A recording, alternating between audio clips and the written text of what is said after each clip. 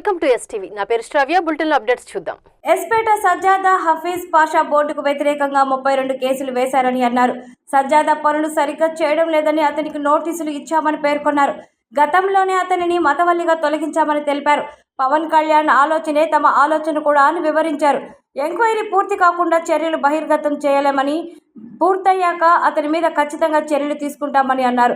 కార్యక్రమంలో వక్ఫ్ బోర్డు సభ్యులు అక్రమ్ ఖాజా, ఇస్మాయిల్ బేగ్, బేపారి జాకీర్ అహ్మద్, సీఈఓ యాకూబ్ ఖాజీ తదితరులు పాల్గొన్నారు. సజ్జాదే నషీద్ అంటే దైవ కార్యాలు చేసే అతను, అక్కడ దువా చేసేవాళ్ళు, దాన్ని సజ్జాదే నషీద్ అంటారు. ఈ ముత్తవల్లి నుంచి 2023లో అతన్ని తొలగించున్నారు. 2023లో ఆయన్ని తొలగించున్నారు. ఇప్పుడు ఈ సజ్జాదే నషీద్ అనే దానికి కొన్ని డ్యూటీస్ ఉంటాయి. ఈ పని చేయాలి, ఈ పని చేయాలి, ఆ దర్గాలో ఫలాన్ పని చేయాలి అనే రిలీజియస్ డ్యూటీస్ ఉంటాయి.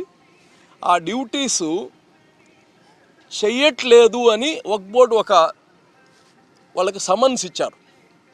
వక్ఫ్ బోర్డు సమన్ ఇచ్చింది, నిన్ను ఎందుకు తొలగకూడదు, ఈ డ్యూటీస్ నువ్వు చేయట్లేదు కదా అని. అది సిఇఓ గారి ఆఫీస్ నుంచి పోయింది. జనరల్గా అట్టే పోతుంటుంది.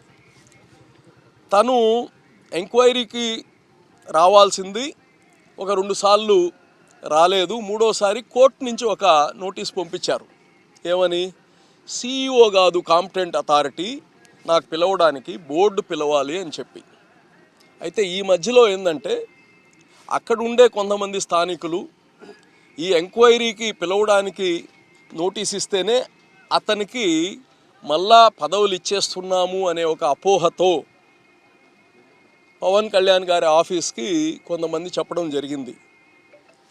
ఇతని పైన చాలా కంప్లైంట్స్ ఉన్నాయి, అతన్ని వేసేటట్టున్నారు అని. పవన్ కళ్యాణ్ గారు ఏం ఆలోచిస్తున్నారో మేము కానీ అదే ఆలోచిస్తున్నాం.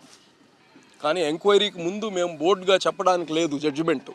ఇది మీకు ఉరి వేస్తామా, ఇది వేస్తామని నేను ఎంక్వైరీ చేయక ముందు నేను చెప్పకూడదు. కాబట్టి ఎంక్వైరీ చేసిన తర్వాత తగిన చర్యలు ఖచ్చితంగా ఉంటాయి. ఎవరైనా సరే, అది ఆ దర్గా అని కాదు, ఈ దర్గా అని కాదు. ఎంక్వైరీ అయిన తర్వాత ఎంక్వైరీ వాళ్ళకి అగెయిన్స్ట్గా వస్తే ఖచ్చితంగా చర్యలు ఉంటాయి.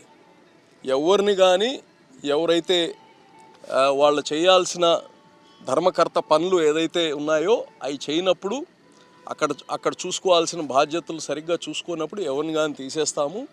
పవన్ కళ్యాణ్ గారు ఏదైతే చెప్పారో దాన్ని మేము ఆల్రెడీ గ్రహించాము. దాన్ని కానీ మేము కన్సిడర్ చేస్తున్నాం. వాళ్ళ ఆఫీస్ ఇచ్చారు, మాకు కొన్ని కంప్లైంట్స్ ఇచ్చారు. అంటే వాళ్ళు ఇచ్చింది కాదు, వాళ్ళకి చాలామంది పంపించారు. డిప్యూటీ సీఎం గారి ఆఫీస్కి చాలామంది కంప్లైంట్స్ పంపించారు. దానిపైన ఖచ్చితంగా దాన్ని పరిగణలోకి తీసుకొని దాన్ని ఎంక్వైరీ చేస్తాం. ఇవి ఇప్పటివరకు ఉన్న bulletin updates. Keep watching STV. మేము చేసే వీడియోస్ మీకు నచ్చినట్లయితే లైక్ చేయండి. అలాగే మరిన్ని ఇంట్రెస్టింగ్ అప్డేట్స్ కోసం మా ఎస్టీవీ తెలుగు ఛానల్ ని సబ్స్క్రైబ్ చేసుకోండి.